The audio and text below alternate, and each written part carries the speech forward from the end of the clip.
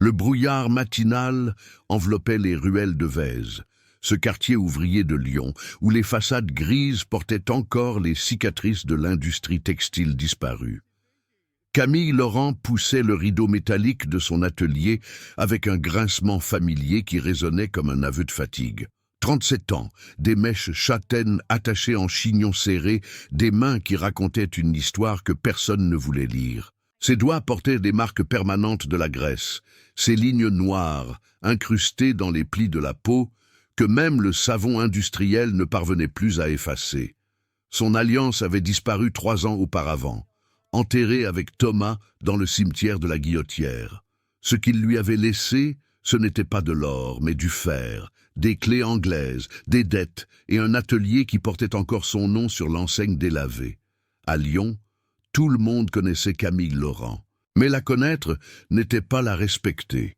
Les clients entraient avec cette politesse glaciale qui cache le mépris, regardant autour d'eux comme s'ils cherchaient l'homme qui devait forcément se cacher quelque part. Les mécaniciens des ateliers voisins, ceux qui portaient des bleus de travail propres et des certificats encadrés au mur, échangeaient des sourires entendus quand ils la croisaient. Elle les entendait parfois, ces murmures, qui se voulaient discrets, mais qu'on laissait volontairement audibles. Elle fait ce qu'elle peut, la pauvre. C'est l'atelier de son mari qu'elle essaie de maintenir. Mais bon, la mécanique, c'est pas vraiment pour les femmes, hein. Camille ne répondait jamais. Elle avait appris que le silence était une armure plus solide que n'importe quelle réplique. Elle serrait les mâchoires, sentait la chaleur monter dans sa poitrine, mais gardait les yeux sur le moteur ouvert devant elle. Les machines ne mentaient pas. Les machines ne jugeaient pas. Les machines parlaient un langage universel que Thomas lui avait enseigné depuis qu'elle avait 15 ans, bien avant qu'il ne devienne son mari. « Écoute, Camille, écoute ce que le moteur te dit. Il ne ment jamais. » Ce matin de novembre où tout bascula commença comme les autres, dans l'odeur de café froid et de diesel. Camille vérifiait la révision d'une Peugeot 308 quand Bertrand Mercier, propriétaire de l'atelier 3 rues plus loin, entra avec son sourire condescendant habituel. 52 ans, ventre arrondi sous un polo Lacoste, montre Rolex qui brillait comme une déclaration d'intention. Il possédait le plus grand garage de Vèze, employait 12 mécaniciens, se vantait de ses certifications et de sa formation à l'école polytechnique de mécanique automobile. Derrière lui, comme toujours, son contremaître Julien, ancien collègue de Thomas, qui avait cessé de la saluer le jour de l'enterrement. « Camille, ma petite, j'ai une proposition pour toi », commença Mercier avec cette familiarité insupportable qu'il n'utilisait jamais avec ses confrères masculins. « Tu sais que c'est dur de tenir un atelier toute seule. Je pense à ton bien. Je pourrais racheter ton bail, te proposer un poste chez moi, secrétaire, comptabilité peut-être, un travail plus adapté. » Il fit une pause, laissant son regard glisser sur l'atelier encombré. La mécanique, c'est physique, c'est technique, ça demande une certaine autorité. Les clients ont besoin de confiance. Camille posa lentement sa clé à molette. Ses mains ne tremblaient pas. « Merci, Bertrand. Mais je garde mon atelier. » Sa voix était calme, presque douce, ce qui rendait le refus encore plus ferme. Mercier haussa les épaules avec un soupir théâtral. « Comme tu voudras. Mais quand tu te retrouveras vraiment dans la galère, n'hésite pas. » Il se retourna pour partir, puis s'arrêta comme s'il venait de penser à quelque chose. « Ah, au fait, tu as entendu parler du Mustang de Villeurbanne, celui du vieux hangar Duchesne ?» Camille connaissait l'histoire. Tout Lyon-Est la connaissait. Une Ford Mustang GT 1967, rouge cerise à l'origine, qui dormait sous une bâche poussiéreuse depuis 9 ans dans un entrepôt abandonné près du canal de Jonage. Le propriétaire, un certain Édouard Rivière, avait laissé tomber après que 15 mécaniciens différents aient déclaré le moteur mort. Irréparable. Fini. Le V8 de 390 pouces cubes, autrefois capable de rugir à 320 chevaux, était devenu une carcasse silencieuse. Une légende locale, un fantôme automobile dont on parlait dans les bistrots avec nostalgie. 15 mécaniciens, Camille, 15, des vrais, hein ? avec diplôme, expérience, matériel professionnel, tous ont dit la même chose. Moteur mort, arbre à cames cassé, piston grippé, culasse fissurée, une épave. J'y ai passé 3 jours moi-même il y a 5 ans. Impossible. Mercier souriait maintenant, ce sourire qui annonçait la punchline. Mais je me suis dit, pourquoi pas proposer à Camille d'aller jeter un œil, histoire de voir ce qu'une femme peut comprendre qu'on aurait tous raté. Le rire de Julien explosa derrière lui, gras et satisfait. Mercier leva une main faussement conciliante. Je plaisante, mais sérieusement, si tu veux aller voir, vas-y, ça te fera une sortie. » Ils partirent en laissant la porte ouverte, leur rire s'éloignant dans la rue comme une traînée de fumée toxique. Camille resta immobile, sentant cette chaleur familière dans sa poitrine, ce mélange de rage et d'humiliation qu'elle avait appris à transformer en carburant. Elle ferma les yeux et entendit la voix de Thomas. « Les moteurs ne se moquent pas de toi, Camille. Les moteurs récompensent ceux qui savent t'écouter. » 2 jours plus tard, elle se tenait devant le hangar du chêne. La structure métallique rouillée semblait sur le point de s'effondrer. Ses vitres brisées laissaient entrer le vent glacé de novembre. Camille avait obtenu l'autorisation du gardien, un vieil homme qui l'avait regardé avec pitié. « Vous aussi ? Combien de temps vous allez perdre là-dessus, mademoiselle ?» À l'intérieur, la Mustang attendait sous sa bâche grise. Camille la retira lentement, comme on découvre un corps endormi. La peinture rouge était ternie, couverte de poussière et de toiles d'araignée. Les pneus étaient à plat. Le chrome des pare-chocs avait perdu son éclat. Mais la ligne restait parfaite, cette silhouette agressive et élégante qui avait fait rêver toute une génération. Camille ouvrit la portière, le bruit sec du mécanisme la fit sourire. Elle s'installa sur le siège conducteur, sentit le cuir craqueler sous ses paumes, posa les mains sur le volant. « Qu'est-ce qu'ils t'ont fait, ma belle ?» Elle ouvrit le capot. Le V8 était là, massif, imposant, silencieux comme un cœur arrêté. Camille sortit sa lampe torche et commença l'examen que 15 hommes avant elle avaient fait.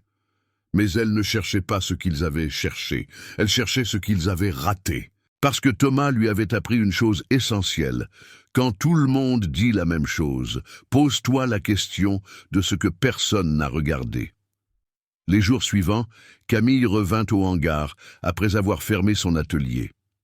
Seule, dans le silence glacé de novembre, éclairée par une baladeuse suspendue au capot.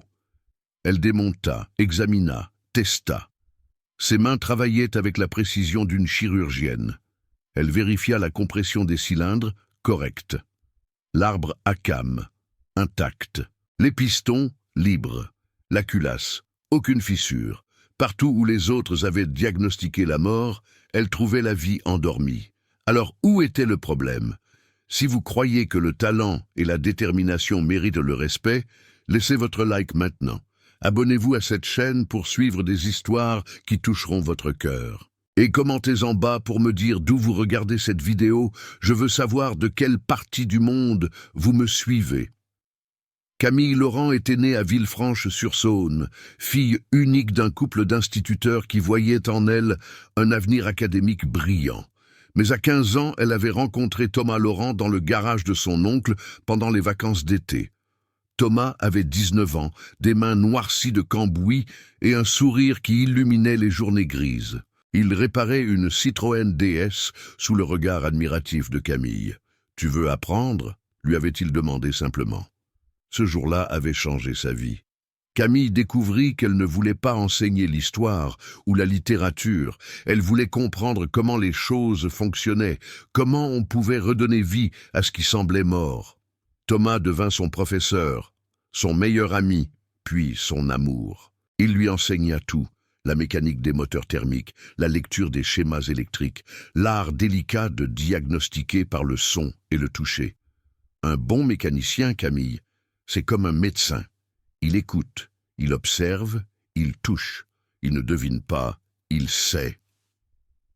Thomas avait appris son métier de son grand-père, Édouard Laurent, une légende dans le milieu automobile lyonnais. Édouard avait travaillé chez Berlier dans les années 50, ces camions légendaires qui avaient fait la fierté de Lyon. Il avait refusé 3 offres de Renault et 2 de Peugeot pour rester indépendant, préférant son petit atelier de Vèze où il pouvait travailler selon ses propres règles. « Les grandes entreprises veulent de la vitesse, disait-il. Moi, je veux de la perfection. » Édouard était mort quand Camille avait 22 ans, mais ses leçons vivaient dans chaque geste qu'elle posait sur un moteur. Thomas et Camille s'étaient mariés à 25 et 21 ans. Un mariage simple, à la mairie de Vèze, suivi d'un déjeuner dans un bouchon lyonnais. Leur lune de miel s'était faite dans l'atelier, à restaurer ensemble une Renault 4L qu'ils avaient ensuite offerte à une association d'aide aux sans-abri. Pendant 12 ans, ils avaient été heureux.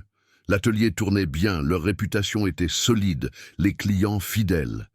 Camille travaillait aux côtés de Thomas, égal en tout, respecté par lui et par ceux qui les connaissaient vraiment. Et puis, un matin de mars, Thomas était parti faire une course chez le fournisseur de pièces. Un camion avait grillé un feu rouge sur le quai Perrache. Thomas n'avait pas eu le temps de freiner. Il était mort sur le coup à 34 ans, laissant Camille seule avec un atelier, 47 000 € de dette fournisseur et un silence insupportable. Les premiers mois avaient été un brouillard. Camille avait continué à travailler par automatisme, se levant chaque matin à 6 heures, ouvrant l'atelier à 7h30, refermant à 19h. Les clients réguliers étaient restés par loyauté à Thomas, mais peu à peu, les nouveaux clients venaient moins. « Vous n'avez pas un mécanicien qui pourrait regarder ?» demandait-il, en voyant Camille seule. Certains partaient directement. D'autres restaient sceptiques, vérifiant tout après son intervention comme s'ils s'attendaient à ce qu'elle ait raté quelque chose. Camille vivait maintenant dans un studio de 30 mètres carrés au-dessus de l'atelier. Le soir, elle montait l'escalier étroit, réchauffait une soupe, mangeait devant la télévision éteinte. Elle dormait peu, rêvait de Thomas, se réveillait avec cette douleur sourde dans la poitrine qui ne partait jamais complètement. Ses mains sentaient toujours la graisse, même après 3 douches. Ses ongles étaient cassés, ses vêtements usés. Elle portait les bleus de travail de Thomas, trop grands pour elle, avec son nom brodé sur la poche. Laurent Mécanique. Un nom qui résonnait comme un fantôme. Mais elle n'avait jamais abandonné. Jamais. Parce que Thomas lui avait dit, quelques jours avant de mourir, sans savoir que c'était la dernière fois, « Toi et moi, Camille, on est pareil. On ne lâche jamais un moteur avant qu'il ronronne. C'est notre dignité. » Bertrand Mercier, lui, avait grandi dans le 16e arrondissement, fils d'un chirurgien et d'une avocate. Enfance dorée dans un appartement avec vue sur le Rhône, études dans les meilleures écoles. Il avait obtenu son diplôme de mécanique automobile non par passion, mais parce que son père lui avait dit que l'automobile, c'est l'avenir, et un bon mécanicien avec un sens des affaires peut gagner plus qu'un médecin. Mercier avait donc ouvert son garage à 28 ans avec l'argent familial, avait engagé les meilleurs mécaniciens formés, avait fait installer les machines les plus modernes. Son atelier était propre, organisé, efficace. Les clients étaient des entreprises, des flottes de véhicules, des contrats juteux. Mercier portait des polos de marque même sous son bleu de travail. Sa Rolex Submariner valait 12 000 €. Sa BMW série 7 stationnait toujours devant son garage comme une publicité ambulante. Il parlait fort, riait plus fort encore, serrait des mains avec cette poigne calculée qui voulait dire « je suis quelqu'un d'important ». Il siégeait au conseil de l'Union des professionnels de l'automobile de Lyon, donnait des interviews dans la presse locale, se faisait photographier lors de remises de prix. Mais derrière cette façade brillante, Bertrand Mercier était profondément seul. Sa femme l'avait quitté 3 ans auparavant, fatiguée de passer après le garage et l'ego de son mari. Ses 2 enfants vivaient à Paris et ne lui téléphonaient que pour Noël. Ses employés le respectaient par obligation, pas par affection. Mercier compensait ce vide par l'arrogance, se construisant une armure d'orgueil pour ne pas sentir le froid intérieur. Et cette arrogance se nourrissait de préjugés bien ancrés. Les femmes n'avaient pas leur place en mécanique. Les pauvres manquaient d'ambition. Le succès était une question de mérite personnel et rien d'autre. Il avait connu Thomas Laurent autrefois, dans les années 90, quand tous deux commençaient. Thomas avait refusé de travailler pour lui, préférant rester indépendant. Mercier ne le lui avait jamais pardonné. Et maintenant que Thomas était mort, voir Camille essayer de maintenir l'atelier lui semblait à la fois pathétique et irritant. « Elle joue à la mécanique », disait-il à ses employés. « Elle ne tiendra pas 2 ans. » Le hangar du Chêne appartenait à une vieille famille lyonnaise, les Rivières, qui possédait plusieurs entrepôts le long du canal de Jonage. Édouard Rivière, 68 ans, était le dernier héritier direct. Ancien pilote amateur, il avait acheté la Mustang en 2005 lors d'une vente aux enchères à Paris pour 180 000 €. C'était son rêve de jeunesse, la voiture qu'il avait vue dans Bullitt à 17 ans et qu'il s'était promis de posséder un jour. Pendant 9 ans, il l'avait bichonnée, conduite sur les routes de Provence, exposée lors de rassemblements de voitures anciennes. Puis, en 2014, le moteur avait calé sur l'autoroute. Impossible de redémarrer. Édouard l'avait fait remorquer jusqu'à son hangar et avait commencé le chemin de croix des diagnostics. Premier mécanicien.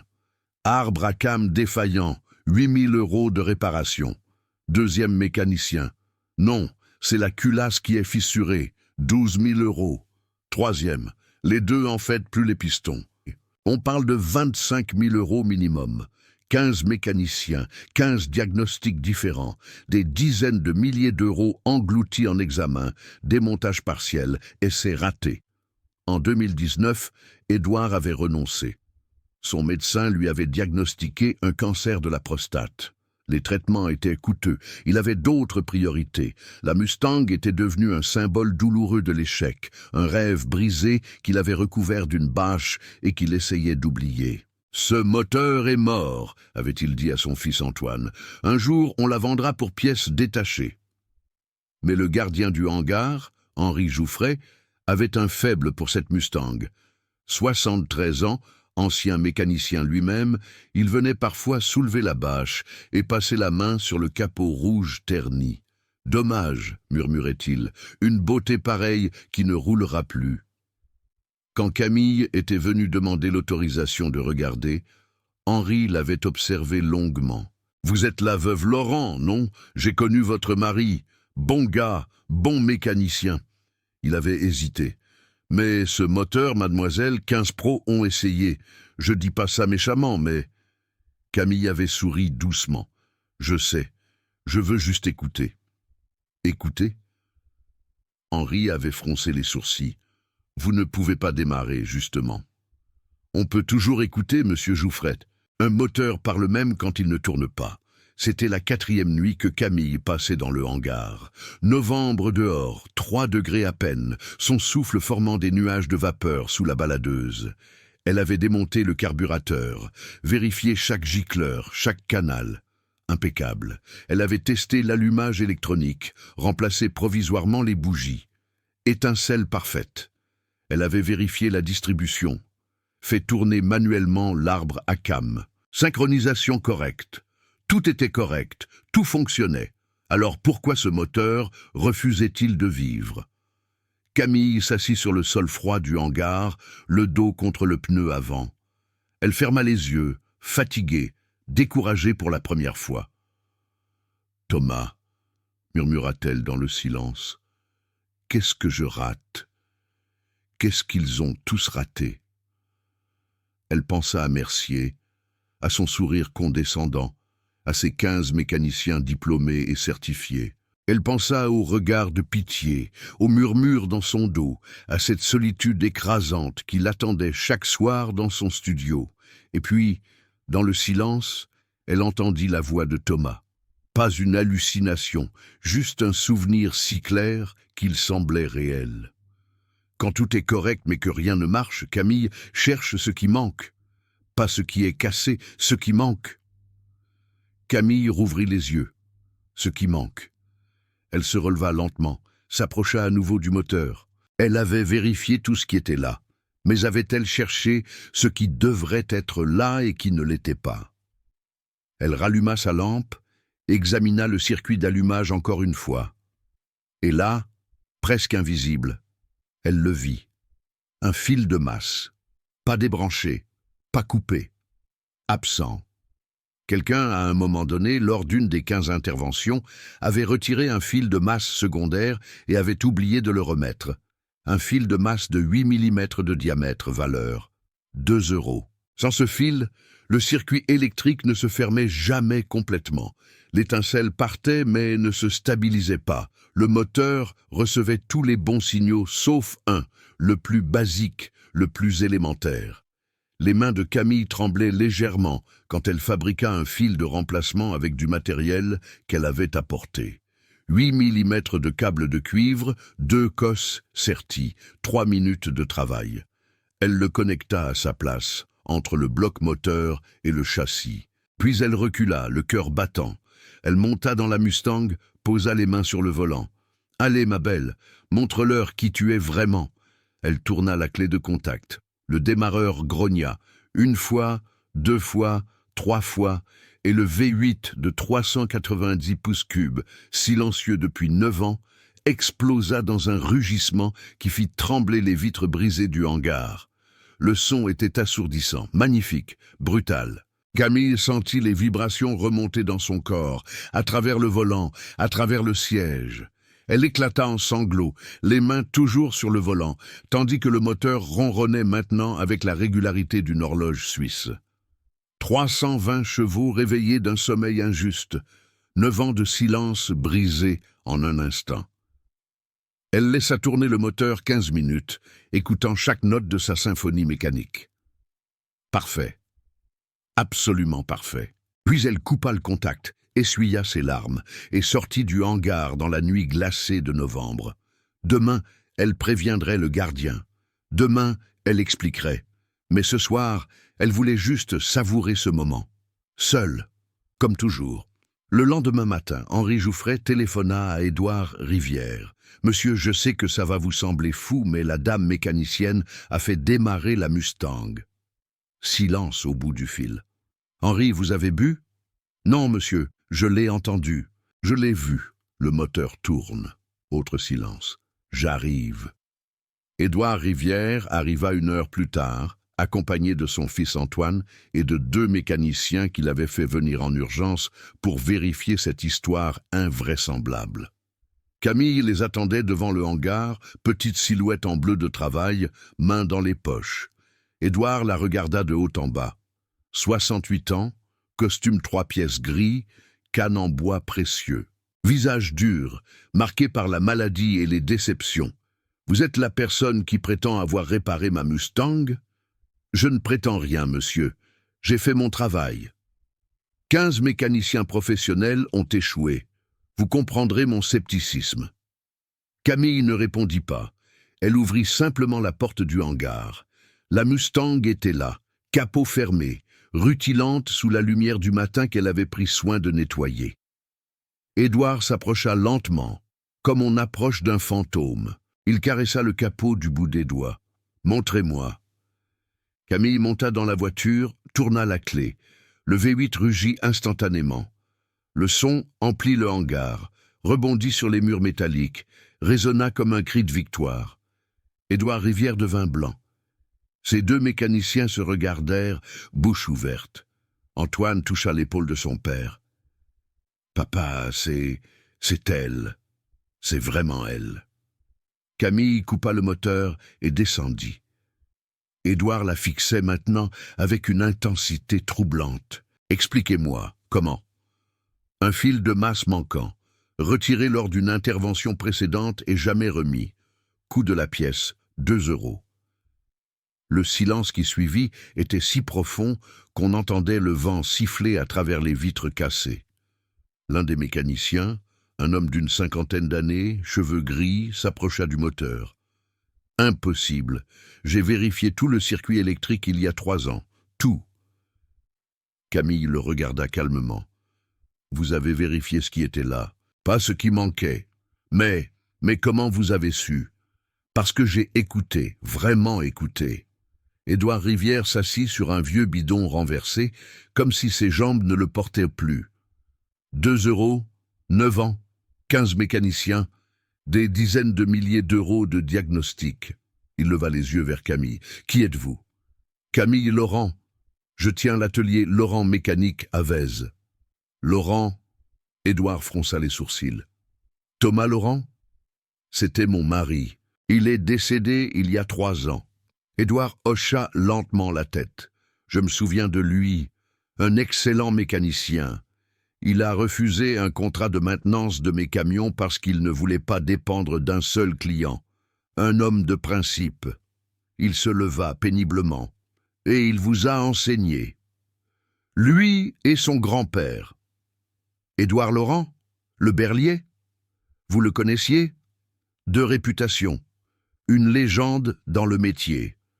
Renault lui a proposé un poste de directeur technique en 1958. Il a refusé pour rester dans son atelier de Vèze. On disait qu'il pouvait diagnostiquer un moteur, rien qu'en écoutant son ralenti. Camille sourit pour la première fois. C'est vrai, il m'a appris ça. Écoutez. L'un des mécaniciens plus jeunes s'approcha timidement. Madame, je peux vous poser une question? Peu. Comment vous avez pensé à chercher ce qui manquait plutôt que ce qui était cassé? Mon mari me disait toujours, quand tout le monde dit la même chose, pose-toi la question de ce que personne n'a regardé. Vous cherchiez tous une panne complexe parce qu'une Mustang abandonnée depuis 9 ans ne pouvait pas avoir une panne simple. Mais parfois, la vérité est simple, juste ignorée. Bertrand Mercier arriva 15 minutes plus tard. Henri avait téléphoné à tout le quartier, comme prévu dans ce genre de milieu où les nouvelles circulent plus vite que l'électricité. Mercier entra dans le hangar avec son sourire habituel, accompagné de Julien et de 2 autres de ses employés. « Édouard, j'ai entendu la nouvelle. Quelqu'un aurait fait tourner ton... » Il s'arrêta net en voyant Camille. « Toi ?» Édouard Rivière se tourna vers lui. « Bertrand. » « Oui. Madame Laurent a réussi ce que 15 de vos collègues, vous y compris, n'ont pas su faire. » Le sourire de Mercier se figea. « C'est impossible. Le moteur était mort. J'ai passé 3 jours dessus. Arbre à cames, culasse, tout était à remplacer. »« Non, » dit Camille doucement. Un fil de masse était manquant. 2 euros de pièce. Le silence qui tomba était celui de l'humiliation publique. Julien baissa les yeux. Les 2 autres employés regardaient leurs chaussures. Mercier ouvrit la bouche, la referma, devint rouge. Un fil de masse? Impossible. J'ai vérifié. Vous avez vérifié ce qui était là, pas ce qui manquait, répéta Camille, avec la même voix calme.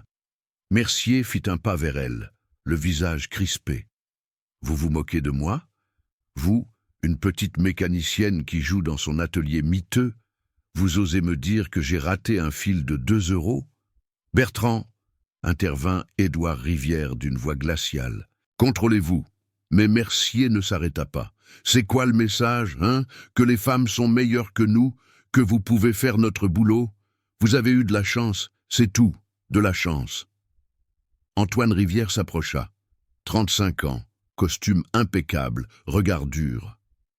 Monsieur Mercier, vous avez facturé à mon père 8 000 euros de diagnostic et vous lui avez dit que le moteur était irréparable. Madame Laurent a trouvé la solution en 5 jours, avec une pièce de 2 euros. Je ne sais pas où vous voyez de la chance dans ça. Mercier recula, cherchant du soutien dans les regards de ses employés. Mais même Julien détournait les yeux.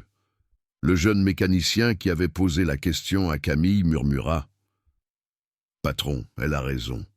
On cherchait tous quelque chose de compliqué. Personne n'a pensé à vérifier les fils de masse. »« La ferme !» aboya Mercier. Puis, se tournant vers Camille, « Vous ne savez même pas ce que c'est que la vraie mécanique. Jouer avec des voitures, ce n'est pas un métier pour... » « Pour qui ?» La voix de Camille était toujours calme, mais il y avait maintenant quelque chose de dur dans ses yeux. « Finissez votre phrase, Bertrand. Pour les femmes, pour les veuves, pour ceux qui n'ont pas votre diplôme ?» Édouard Rivière frappa le sol de sa canne. Ça suffit. Bertrand, sortez de mon hangar. Maintenant. Mercier le regarda, incrédule. Édouard, on se connaît depuis 20 ans. Et pendant 20 ans, vous m'avez vendu votre arrogance comme de la compétence. Sortez. Mercier partit en claquant la porte métallique du hangar. Ses employés le suivirent en silence, sauf le jeune mécanicien qui se retourna vers Camille. « Madame, je suis désolé pour ce qu'il a dit. » Camille hocha la tête. « Ce n'est pas vous qui devez vous excuser. » Quand tout le monde fut parti, sauf Édouard, Antoine et Henri, le vieil homme s'approcha de Camille. « Madame Laurent, combien je vous dois ?» Camille réfléchit un instant. « Le fil de masse, 2 €. Montant, 5 nuits à 3 heures par nuit, disons 15 heures. Mon tarif horaire est de 60 €, ça fait 900 €. Total, 902 €. Édouard la fixa. « Vous plaisantez. 15 mécaniciens m'ont coûté au total 73 000 € de diagnostic et d'essais ratés. Vous ressuscitez ma voiture pour 902 € et vous ne plaisantez pas ? » « Non, monsieur, c'est mon tarif. » Antoine intervint. « Madame Laurent, cette Mustang vaut aujourd'hui 280 000 € sur le marché des collectionneurs. Grâce à vous, elle roule à nouveau. Votre intervention lui a redonné sa valeur. 902 € est une insulte. » Camille sourit légèrement. « C'est mon travail. Je ne facture pas la valeur sentimentale. » Édouard Rivière s'assit à nouveau sur le bidon. Il semblait soudain très vieux, très fatigué. « Madame Laurent, je dois vous dire quelque chose. J'ai un cancer. Les traitements coûtent cher. Mon fils va hériter de mon entreprise de transport. Mais il n'a pas ma passion pour les voitures. Cette Mustang, c'était mon dernier rêve. Quand le moteur est mort, j'ai cru que mon rêve était mort aussi. Vous me l'avez rendu. » Il leva les yeux vers elle. « Je ne peux pas vous payer 902 € pour ça. » Camille allait protester quand il leva la main. « Laissez-moi finir. Je possède 6 entrepôts le long du canal. L'un d'eux, celui d'à côté, est vide depuis 2 ans. 1500 mètres carrés, équipé en électricité et eau courante. Je vous le loue pour 1 € symbolique pendant 5 ans. Vous en faites un atelier digne de vos compétences. En échange, vous vous occupez de la maintenance de ma flotte de camions et de ma collection personnelle de voitures. » Camille resta sans voix.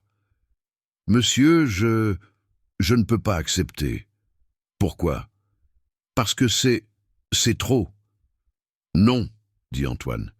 « C'est exactement ce qui est juste. Vous avez un talent rare, Madame Laurent. Un talent que mon père a cherché pendant 9 ans sans le trouver. Ce talent mérite de l'espace pour s'exprimer. » Édouard se leva, s'approcha de Camille. « Vous savez ce que votre grand-père par alliance me disait quand on était jeune ? La dignité d'un mécanicien se mesure à ce qu'il fait avec ce qu'on lui donne. Vous avez prouvé votre dignité. Maintenant, laissez-moi vous donner les moyens de la partager. » Camille sentit les larmes monter. Elle pensa à Thomas, à son petit atelier encombré, au regard de mépris, aux nuits solitaires. Elle pensa à Édouard Laurent, son grand-père d'adoption qui avait refusé Renault pour rester libre. « J'accepte. Merci. » 3 mois plus tard, Camille ouvrait Laurent Mécanique and Restauration dans l'entrepôt rénové du canal de Jonage. 1500 mètres carrés, 6 ponts élévateurs, tout l'équipement moderne dont elle avait rêvé. Elle avait gardé l'enseigne de Thomas, ajoutant simplement « and Restauration » en dessous. Le jour de l'inauguration, 150 personnes étaient venues. Des clients, des curieux, des journalistes. Et dans un coin, silencieux et pâle, Bertrand Mercier. Il s'approcha de Camille en fin de journée, quand presque tout le monde était parti. « Madame Laurent, je vous dois des excuses pour ce que j'ai dit, pour comment je vous ai traité. » Camille le regarda longuement. « Pourquoi vous excusez-vous maintenant, Bertrand ? Parce que j'ai réussi ou parce que vous avez compris quelque chose ?» Mercier baissa les yeux. « Les deux, je crois. Mon fils m'a appelé la semaine dernière. On ne s'était pas parlé depuis 2 ans. Il a vu l'article sur vous dans Le Progrès. Il m'a dit qu'il était fier d'avoir un père mécanicien, mais qu'il ne l'était pas d'avoir un père arrogant. Il releva les yeux. J'ai perdu ma famille en croyant que le succès suffisait. J'ai méprisé les gens en croyant que mes diplômes me donnaient ce droit. Je me suis trompé. Camille resta silencieuse un moment. Les machines ne mentent pas, Bertrand. Elles ne jugent pas. Elles ne se soucient pas de qui les répare, du moment qu'on les répare bien. On devrait faire pareil avec les gens. Vous me détestez. Non, je vous plains, parce que vous avez gâché des années à protéger votre ego au lieu d'apprendre l'humilité. Mercier hocha la tête lentement. Vous cherchez des mécaniciens pour votre nouvel atelier? Pourquoi cette question? Parce que j'en ai 3 qui veulent travailler pour vous, dont Julien. Et parce que je me demandais si vous accepteriez que je vienne apprendre de vous, pas comme patron, comme apprenti. Camille le fixa, incrédule. Vous, travaillez pour moi? Je sais que ça semble fou, mais vous avez fait en 5 jours ce que je n'ai pas su faire en 3. Vous voyez les choses que je ne vois pas. J'ai 52 ans, mais je crois que j'ai encore des choses à apprendre, si vous acceptez de me les enseigner. Camille pensa à Thomas, à ce qu'il aurait dit. Puis elle pensa à Édouard Laurent, qui disait toujours « Le savoir se multiplie quand on le partage. Il meurt quand on le garde. » Elle tendit la main. 3 mois d'essai. Vous travaillez comme les autres. Même salaire qu'un mécanicien débutant. Si votre ego revient, vous partez. Mercier serra sa main. Merci.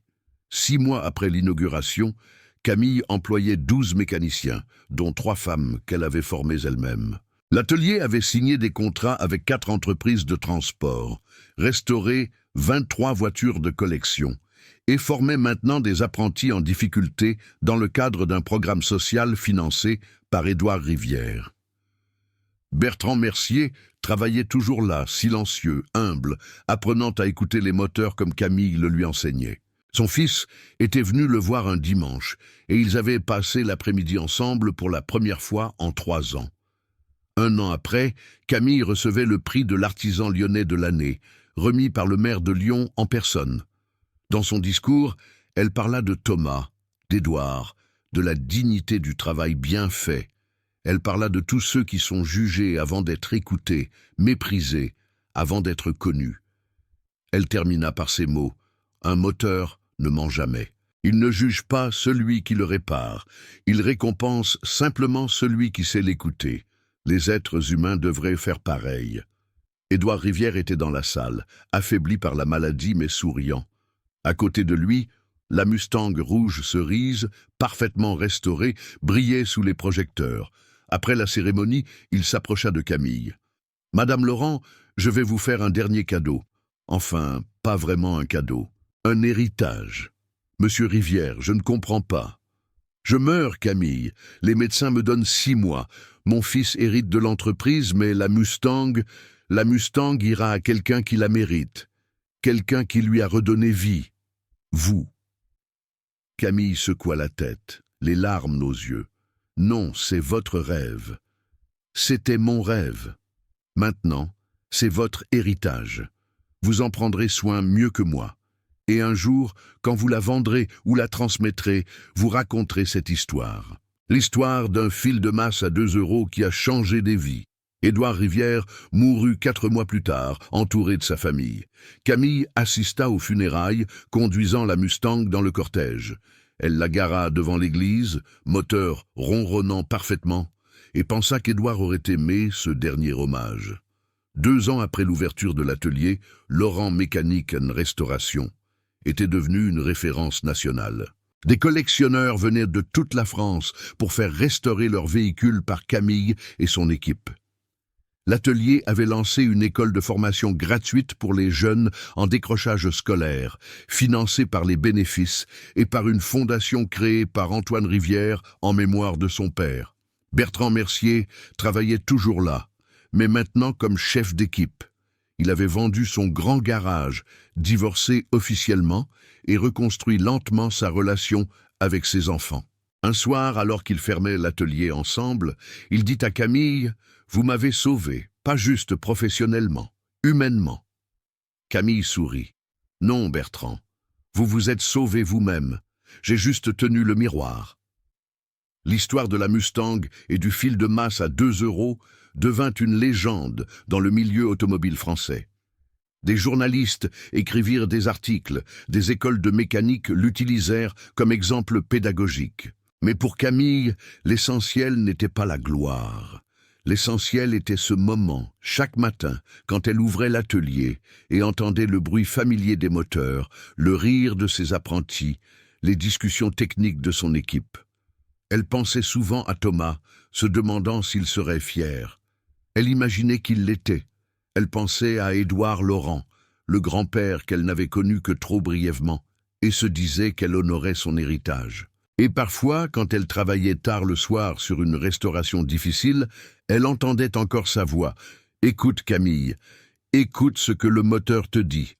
Il ne ment jamais. » La Mustang rouge cerise était exposée dans un coin de l'atelier, sous une vitrine spéciale. Camille ne la conduisait que rarement lors d'occasions spéciales. Mais chaque fois qu'un nouveau client entrait, sceptique, regardant autour de lui, en cherchant le vrai mécanicien, elle le conduisait devant la Mustang et racontait l'histoire. L'histoire du fil de masse à 2 euros. L'histoire des 15 experts qui avaient échoué. L'histoire de la dignité qui ne se mesure pas au diplôme, mais à ce qu'on fait avec ce qu'on sait. Et chaque fois, sans exception, le client comprenait et restait. Si cette histoire a touché votre cœur, laissez votre like et abonnez-vous à la chaîne. Partagez-la avec quelqu'un qui a besoin d'entendre qu'on ne doit jamais juger les gens sur leur apparence. Commentez ci-dessous ce que vous pensez de cette histoire et racontez-moi. Avez-vous déjà été sous-estimé? Votre histoire peut inspirer d'autres personnes. Activez la cloche pour ne pas manquer les prochaines histoires qui vont vous émouvoir. Camille Laurent avait 37 ans, des mains marquées par la graisse et un atelier qui portait le nom d'un homme mort. Mais elle avait aussi quelque chose que l'argent ne peut pas acheter, que les diplômes ne peuvent pas donner, que l'arrogance ne peut pas imiter. Elle avait la capacité d'écouter vraiment, les moteurs, les gens, la vie. Et dans un monde de bruit et de jugement hâtif, cette capacité valait tous les trésors du monde. La Mustang rouge cerise ronronnait dans son sommeil vitré, attendant le prochain voyage. Et quelque part dans la mémoire collective de Lyon, l'histoire du fil de masse à 2 euros continuait de se raconter, de bistrot en atelier, de père en fils, rappelant à chacun une vérité simple mais essentielle. Le talent n'a ni genre, ni classe sociale, ni apparence. Le talent a juste besoin qu'on l'écoute.